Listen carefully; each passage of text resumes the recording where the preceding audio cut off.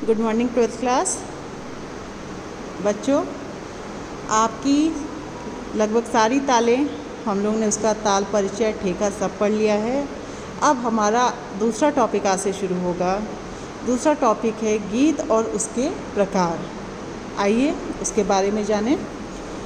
शब्दों को स्वर और लयबद्ध करने गाना ही गीत है। शब्दों को लयबद्ध एक तरीके से बांध के गाना ही क्या है, गीत कहलाता है। कभी कभी गीत के शब्द निरर्थक भी हुआ करते हैं, जैसे तरानों में। आधुनिक काल में अनेक प्रकार के गीत प्रचार में हैं, जैसे ध्रुपद, धमार, ख्याल, ठुमरी, टप्पा, भजन, गज़ल, कव्वाली, दादरा आदि। यहाँ हम गायन के केवल गुण शैलियों का ही वर्णन करेंगे। बच्चों, ये म्यूज़िक का है। आपको तबले में आपका है, थोड़ा म्यूज़िक है, इसको भी आपको देखना पड़ेगा कि ये सब आप कौन सी, ये सब गायन शैली है बेटा। कौन कौन सी? ध्रुपद है, धमार है, ख्याल, ठुमरी, टप्पा, भजन, गज़ल, कव्वाली, दादरा आदि, ये सब आपकी गायन शैली में है। यहाँ हम गायन केवल मुख्य शैलियों का ही वर्णन करें। जो ये मुख्य शैली, इनका वर्णन होगा। ये जितनी भी मैंने नाम लिया गया, ये मुख्य गायन शैलियों में से एक है। पहली मुख्य क्या है? ध्रुपद। उत्तर भारतीय शास्त्रीय संगीत में ध्रुपद गायन अब एक प्राचीन शैली मानी जाती है। इसका आविष्कार कब और किसने किया, यह तो निश्चित रूप से नहीं कहा जा सकता, परंतु इसके प्रकार का बहुत कुछ श्रेय बादशाह अकबर के समकालीन ग्वालियर के राजा मान सिंह को है। मतलब आप इसको, इनका ध्रुपद गायन की शैली का क्रेडिट जाता है, वो मान सिंह को जाता है क्रेडिट। उसी समय तानसेन, स्वामी हरिदास तथा गोपाल आदि प्रख्यात ध्रुपद गायन के हुए। तानसेन जी और स्वामी हरिदास जी, गोपाल, ये सब ध्रुपद गायकी के लिए काफ़ी माने जाने लगे। यह एक गंभीर प्रकृति की शैली है तथा इसमें कंठ और फेफड़ों पर जोर पड़ता है। मध्यकाल में इसका प्रचार बहुत था, परंतु आजकल इसका प्रचार कम हो गया। मध्यकाल मतलब आपका बच्चों, मध्यकाल मतलब जो आपके अकबर, बाबर, ये आपका प्राचीन काल और मध्यकाल और में हुआ।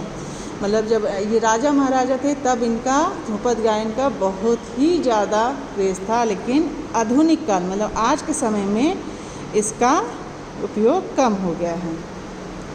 इसके साथ संगीत करने का मुख्य वाद्य पखावज है। ये जितनी भी मैंने ऊपर गायन शैली का नाम लिया, इनके साथ क्या बसता है बच्चों? पखावज। इसका वाद्य पखावज है। ये सारी गायन शैली पखावज में बसती हैं। इसके शब्द अधिकतर ब्रज भाषा के होते हैं और जिसमें वीर, शांति एवं श्रृंगार रस की प्रधानता रहती है। आपने हिंदी पढ़ा होगा तो उसमें हम लोग हर प्रकार के वीर रस, श्रृंगार रस, ये सब पढ़ते हैं बच्चों।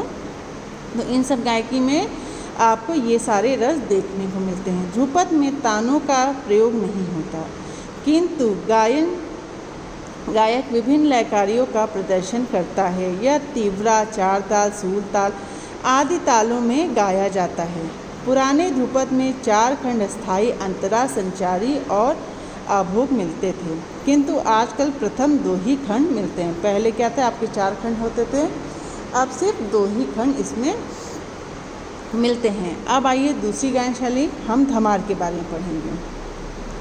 ध्रुपद के समान धमार गायन भी गंभीर और जोरदार गायन शैली है। कुछ लोग इसे होरी भी कहते हैं।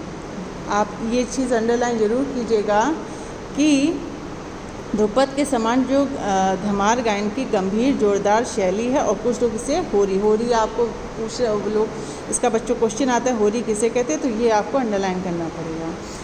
इसमें अधिकतर व्रज की होली का वर्णन होता है। ध्रुपद के समान धमार में भी विभिन्न लयकारी दिखाई जाती है तथा गमक का भी प्रयोग किया जाता है। इसमें स्थायी तथा अंतरा 2 भाग होते हैं। इस गायन शैली में श्रृंगार रस की प्रधानता होती है। इसमें श्रृंगार रस की प्रधानता, इसमें जब ये वाद्य आपको गाया जाएगा तो आप इसकी जो इसमें किस रस की प्रधानता है, इसमें श्रृंगार रस की प्रधानता है। धमार एक ताल का भी नाम है। आप लोग ने धमार ताल पढ़ी है, ये किसकी है? पखावज की ताल है। इसका मैंने आपको ठेका भी बताया है और इसका परिचय बताया है। और इस गायकी में धमार ताल का ही प्रयोग होता है। बच्चों, आपको आज इतना ही पढ़ाएंगे। आज आप सिर्फ 2 अपनी गायक के बारे में जानेंगे, एक ध्रुपद गायकी के बारे में और एक धमाल गायकी के बारे में। आज आप ये दोनों काम करेंगे और इसको फेयर कॉपी पे उतारेंगे। ये आप डालेंगे गीत और उसके प्रकार। आगे जो बची हुई गायन शैली हम उसके बारे में आगे पढ़ेंगे।